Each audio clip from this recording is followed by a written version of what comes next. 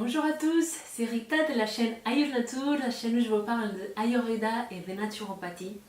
Et aujourd'hui, je vais vous parler de quelles sont les contre-indications, quand est-ce qu'on ne doit pas faire un jeûne. Dans la vidéo précédente, je vous ai donné les indications et les raisons pour lesquelles on veut faire un jeûne.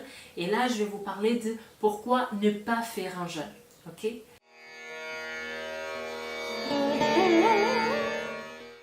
Si dans la vidéo précédente, je vous ai dit que un petit jeûne, un jeûne court, il va stimuler notre feu digestif, notre agni, mais un jeûne long, et long, la durée, elle dépend toujours de chaque dosha, mais ça je vous expliquerai dans les prochaines vidéos, un jeûne long, il va supprimer l'agni. Pourquoi ? Parce que, en fait, quand on fait le jeûne au début, si on a de l'ama, des toxines qui sont accumulées dans le corps, donc on va d'abord les éliminer parce que ce feu digestif, une fois qu'il a plus de nourriture, il va éliminer les toxines. Okay, ça c'est la logique en Ayurveda. Par contre, si une fois qu'il n'y a plus de toxines, qu'il a brûlé déjà tout ça, s'il continue actif, qu'est-ce qui se passe ? Il va brûler, il va consommer les organes et par la suite il va commencer à consommer aussi les tissus profonds. Okay. En Ayurveda, on parle de datus, c'est un peu une chose différente de l'allopathie ou de la naturopathie, comment on voit les mécaniques du corps, mais en tout cas, si on a un excès de feu digestif, ce n'est pas bon. Okay. Logiquement, si je vous ai dit dans la vidéo précédente que si on a une ulcère, on fait un jeûne pour mettre l'estomac au repos notamment, pour que le corps s'auto-régénère. Si on fait un jeûne trop prolongé et cet agni, s'il continuerait à brûler, il pourrait créer une ulcère, okay, chez une personne qui n'a pas. Donc voilà là où il faut faire attention, okay, en termes de dosage, et ça toujours ça dépend de chaque personne. Comme le corps il est intelligent, il ne va pas permettre à cet agni de brûler en continu. Il va se dire, tiens, il n'y a plus de nourriture, donc on va stopper. Okay, donc il brûle, mais au bout d'un moment, il s'estompe. Et donc, notre capacité digestive, elle diminue. Si le jeûne il est trop prolongé pour notre capacité à nous, ce qui arrive, c'est qu'après, on n'a plus de feu digestif. Et une fois qu'on se remet à manger, on ne digère plus. C'est pour ça que des fois, il y a des gens qui disent, tiens, avant je mangeais mal et j'arrivais à bien à digérer les choses quand même, malgré tout. Et maintenant que je mange bien, dès que je fais un écart, je le sens tout de suite.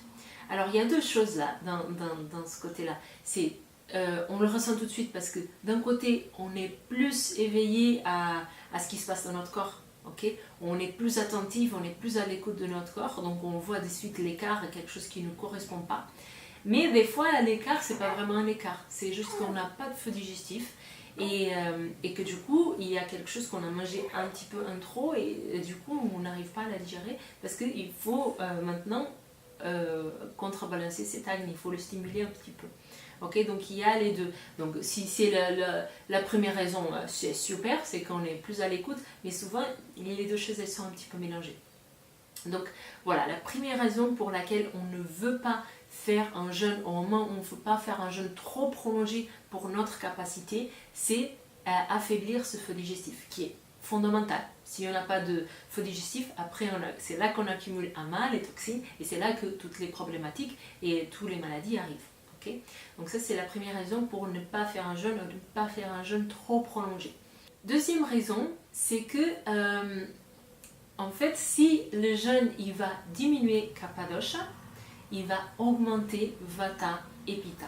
Okay, et vata notamment, il est très facilement perturbable parce qu'il est déjà très instable et donc c'est quelque chose de nouveau dans sa vie, ça va le déstabiliser très facilement. Donc une personne qui a déjà un déséquilibre de vata et de pitta, ce n'est pas terrible de faire un jeûne. Okay, il y a d'autres thérapies qu'on peut faire, il y a d'autres choses qu'on peut faire.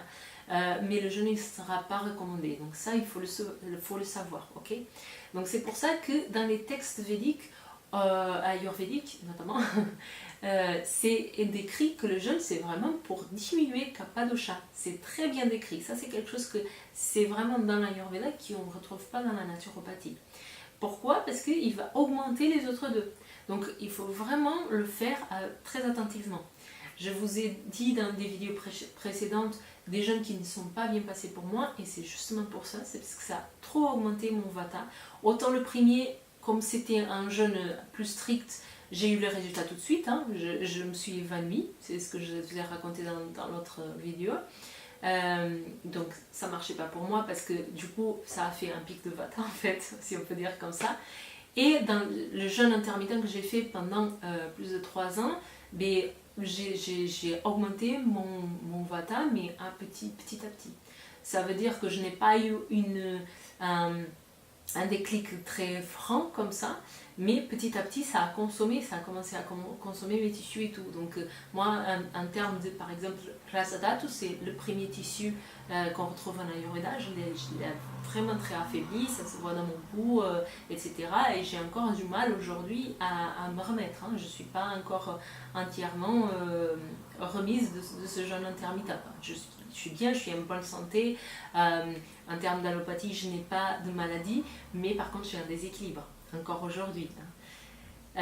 Voilà la deuxième raison pour laquelle on ne veut pas faire un jeûne, c'est pour ne pas trop déséquilibrer Vata et Pitta. Quatrième raison pour laquelle on ne doit pas faire un jeûne, c'est quelque chose qui est décrit autant en Ayurveda qu'en naturopathie. C'est-à-dire que le jeûne, il y a une privation. Si cette privation, elle n'est pas bien acceptée par notre corps, il va faire un effet de yo-yo. Ce qu'on dit, on parle beaucoup d'effet yo-yo dans les régimes, mais du coup, finalement, le jeûne, c'est pas un régime, c'est normalement utilisé à but thérapeutique, si on le fait bien. Mais il peut créer une privation du corps. Et quand il crée cette privation, par la suite, le corps il va stocker de la matière parce que le corps il a besoin de gras, il a besoin du sucre, des bons sucres, et il a besoin de protéines, il a besoin de toutes ces choses-là. Et quand on le prive un peu trop, quand on passe un certain seuil, en fait, dès qu'on se remet à manger, il va accumuler. Parce qu'il est intelligent le corps. Donc, pour éviter une autre privation, et pour éviter un autre manque, et que ça puisse toucher à des organes sensibles comme le cerveau par exemple, mais il va stocker. Okay. Et donc là ça fait yo-yo et c'est pas bon du tout parce que quand il stocke, il va stocker du bon mais il va stocker du mauvais, donc il va stocker des toxines à nouveau. Donc finalement le but pour lequel on a fait le jeûne, détoxifier, mais ça va faire une accumulation par la suite. Donc là c'est pas bon. Encore une fois c'est une question de dosage et toutes ces choses là. Okay. Donc ça c'est la troisième raison pour laquelle on doit éviter de faire un jeûne. Okay. La quatrième raison c'est la stabilité psychique. En fait, si psychologiquement le jeûne il peut être très dur à vivre pour nous, il faut mieux ne pas le faire. Okay. Parce que ça c'est très bien décrit en Ayurveda, la naturopathie elle parle aussi, mais si ça nous cause des problématiques psychiques, ça va déstabiliser nos doshas, les trois, okay, Vata, Pitta et Kapha. Donc si on a un peu peur de faire le jeûne, si on a des appréhensions, mais il faut mieux commencer avec des monodiètes, des choses comme ça, plutôt que de faire un jeûne direct et de créer des problématiques psychologiques parce que ça va déstabiliser le corps direct. Okay. Donc après c'est la psyché et le corps qui sont directement liés, qui vont être déséquilibrés. Donc là dans ce cas, c'est vraiment pas recommandé de faire un jeûne. Voilà les 4 raisons pour lesquelles je ne vous recommande pas de faire un jeûne ou de faire un jeûne qui serait un peu trop long pour vous. Je vous expliquerai les durées et comment adapter à chacun de nos morphotypes dans les prochaines vidéos. Si vous ne savez pas encore quelle est votre constitution de base, si vous êtes Vata, Pitta ou Kapha, je vous invite à faire le test qui est un descriptif de la vidéo, il est complètement gratuit, donc ça, vous pourrez donc savoir un peu plus sur votre constitution ayurvédique. Et sinon, je vous dis à la prochaine vidéo. Merci beaucoup.